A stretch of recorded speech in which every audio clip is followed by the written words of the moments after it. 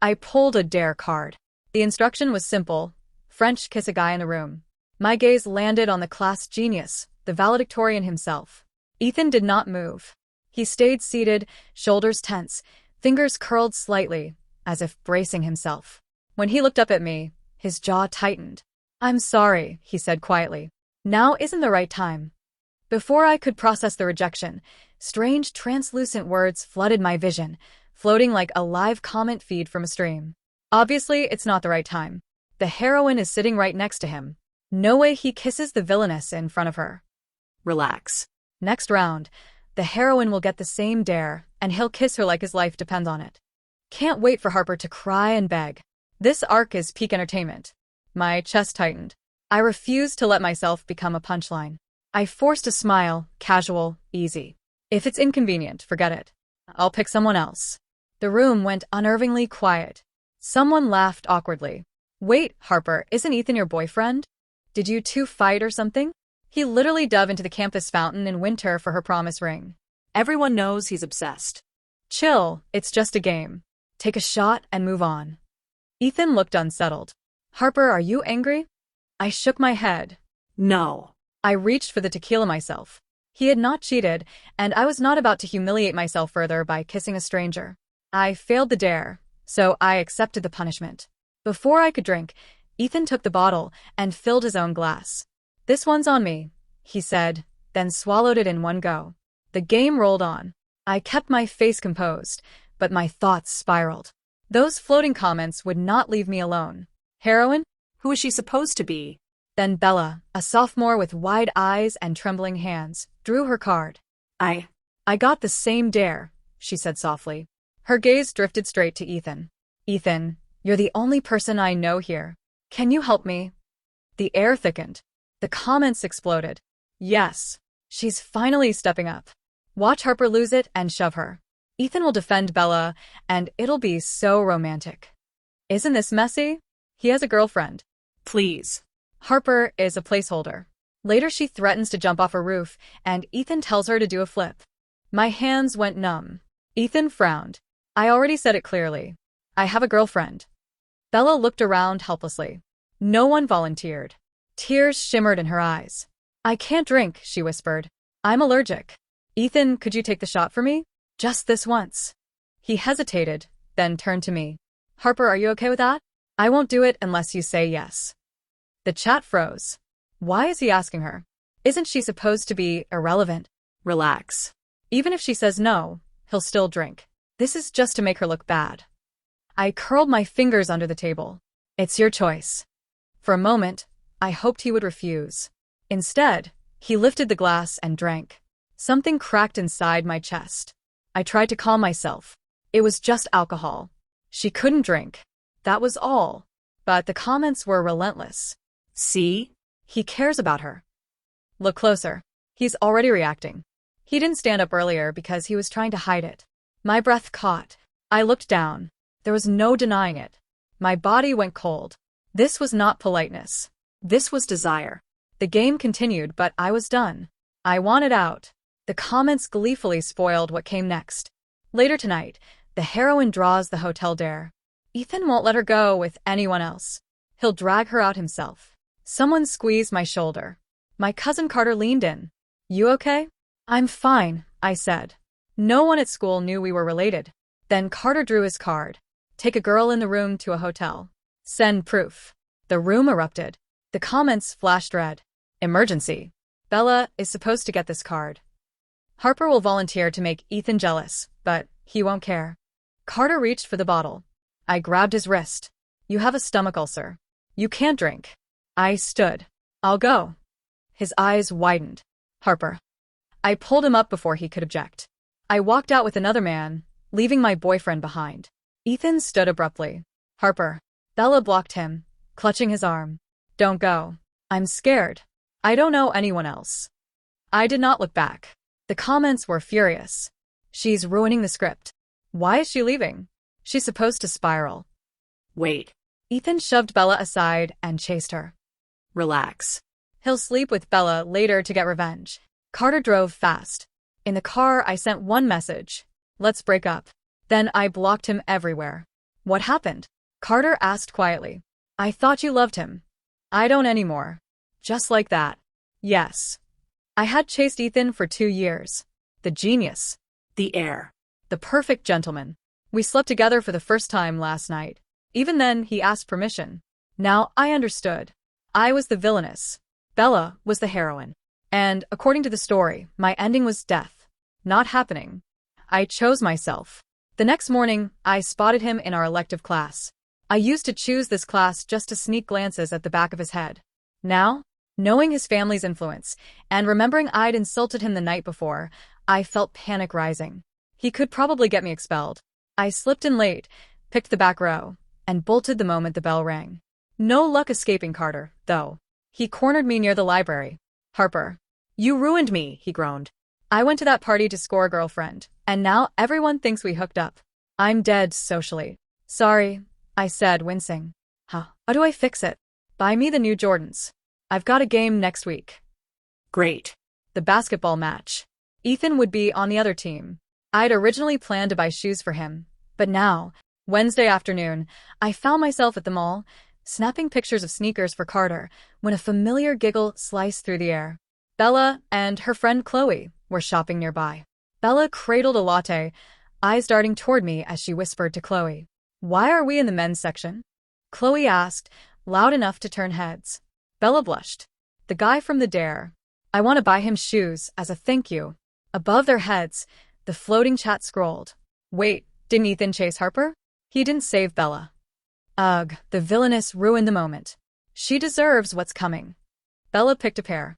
My card is linked to Ethan's dad's account. He insists I use it. I think he's nudging us together. I ignored her and walked to the register with Carter's shoes. Bella shoved past me.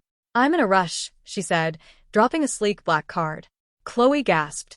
How much is on that? 10 times a normal tuition, Bella bragged. The cashier swiped once, then again.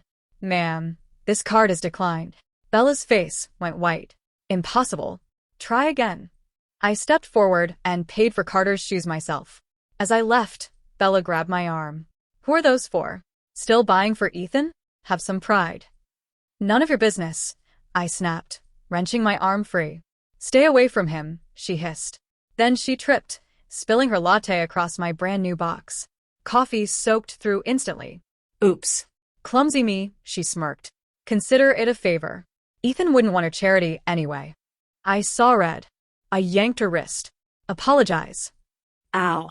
It was an accident. I didn't argue.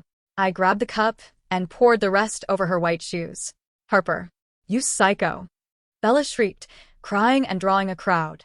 A black Rolls Royce slid to the curb. The driver opened the door. Ethan stepped out, looking like he had just walked off a runway. Long black coat, cold, controlled energy. Look. Ethan's here to save you. Chloe squealed. Bella ran toward him, tears streaming. Ethan. Harper ruined the shoes I bought for you. Don't be mad at her. Ethan walked straight past her. Didn't even flinch. He stopped in front of me. The ice in his eyes softened into something desperate, almost wounded. He brushed my sleeve. Harper. I don't want to break up. He noticed the bag in my hands. Are those for me? I hid it. No. Carter. Don't flatter yourself. His eyes darkened. He grabbed my wrist, shoved me into the back of the car, and slammed the door. Pinned to the leather seat, he trembled. Are you trying to hurt me? He asked, voice cracking. No, I said sharply. I found someone better. Someone who doesn't ask permission. Someone better in bed. His face went pale. I can learn. I can be better than him. Please don't do this. Why do you care? I yelled. You were excited for Bella the other night. You just used me. Excited? He blinked, confused. I threw the promise ring at his chest. 2 years. Done. I'm bored. The chat comment scrolled. Classic villainous move. Trying to manipulate him. She's bluffing. Desperate as ever. My phone rang. Carter, love. Ethan froze. Hey, I said. Harper, my mom wants you for dinner. She made ribs. I'd love to, I replied sweetly. Ethan looked as though I'd stabbed him. You've met his parents? I have. Now let me go. I opened the door and walked away. Saturday. The game. I sat in the second row. Bella cheered aggressively from the front, practically vibrating with energy for Ethan. Ethan played like a storm, fouling and blocking Carter at every turn. "Check those abs when he wipes sweat," whispered a girl beside me. "Whoever's dating him is lucky." Ethan won, obviously. After the game, Carter slumped on the bench. I got destroyed. "Sorry, Harper." "You were athletic," I lied, handing him water. Bella ran over with Gatorade for Ethan. "Drink." He ignored her. His gaze was locked on me. Despite the chat, I took a towel and wiped Carter's brow. "Harper," he whispered, terrified. "Can you stay at my place tonight?" Parents are gone. "I'm scared." I laughed. "Fine." The chat erupted. "Villainous is spending the night with another man." Ethan must be heartbroken. That night, on the way to Carter's place, the streetlights flickered weakly. The road was almost empty. I sensed movement behind me. Before I could turn, something sharp and chemical filled my lungs. A cloth pressed tight against my face. Everything went black. When I woke up, I was in a bedroom I had never seen before. The ceiling was high, the curtains heavy and dark, blocking out the light. A voice broke the silence. "You're awake." Ethan sat beside the bed, elbows on his knees. He looked exhausted, eyes sunken, hair slightly disheveled, like he had not slept at all. "You should rest more," he murmured. "You look tired." I tried to sit up. Metal clinked. My wrist was cuffed to the headboard. My heart slammed. Ethan? "What is this?" He smiled faintly, but there was something fractured behind it. "I bought this house for us. I wanted it to be a surprise. Do you like it?" "Why am I restrained?" My voice shook. "Because you crossed the line," he said quietly, brushing my hair aside. "You went to a hotel with him. You bought him shoes. You cheered for him. And tonight, you were going to stay over." He opened a drawer beside the bed. "You said I was boring," he continued. "You said you wanted to try things. So I bought everything. The cuffs. The chains. Even that ridiculous bunny tail you laughed about. We can try all of it." "Stop," I cried. "We broke up. I never agreed to that." Tears spilled over. "You wanted Bella. I saw it. You reacted when she talked to you. You used me so you wouldn't mess things up with her. Your father pays her. I know everything." The room went silent. Ethan blinked slowly. "That's why you left." "Yes." He laughed, low and strained, like something was tearing loose inside him. "I wasn't reacting to her," he said hoarsely, lifting my chin. "I was looking at you." I froze. "What?" "The night before at the party," he continued. "You wore that slip dress. I could see the mark I left on your neck. I couldn't stop thinking about it. I was trying to control myself, so I wouldn't scare you. But the letter, Bella. She means nothing to me," he said flatly. "She helped my dad once, so he supported her. That's it. When I found out she ruined your shoes, I froze the card. That's why it didn't work." "Then why did you drink for her?" "Because I wanted to see if you cared," he admitted. "You were sitting next to him, wearing the same color. I thought I was losing you." He pressed his forehead to my hand. "I only want you. When you said I wasn't good enough, I panicked. I read. I studied. I wanted to be better for you. I went still. Matching colors. Carter and I had both been wearing gray hoodies. So, I was not the villainess." "You really don't like her?" I whispered. "I can't stand her," he said softly. "Please don't leave me." He looked up at me, eyes red, vulnerable in a way I had never seen. My chest tightened. I reached for his face and kissed him. "Okay." Ethan had been holding back before. That much became very clear. The so-called punishment lasted until morning. By the time sunlight crept through the curtains, I was completely exhausted. The next day, my phone exploded with notifications. Bella had posted anonymously, claiming I cheated, that I played Ethan and Carter at the same time. Before I could even react, Ethan responded. He uploaded security footage from the party. It showed Bella clinging to him and pushing her away, and me clearly uncomfortable. His caption was simple. "I love my girlfriend Harper. Any lies about her will be handled by my lawyers." He also posted proof that Carter and I were related. The backlash was instant. Bella's image collapsed overnight. The comments turned vicious. And just like that, the floating chat that had haunted me vanished completely. It was gone. A few months later. "So Carter finally has a girlfriend," I said, scrolling through my phone. Ethan pulled me onto his lap. "Stop talking about him." He kissed my neck. "Move in with me. Let's graduate. Then, let's get married." Isn't that fast? I waited 2 years, he said lowly, opening the nightstand drawer. He slid the ring back onto my finger. Don't take it off again. I won't, I whispered. And that was the end of the story. The plot lost. I won.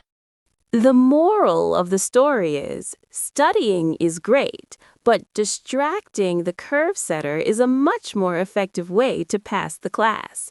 Oh no, Miss Terrifica is giving bad advice. Womp womp.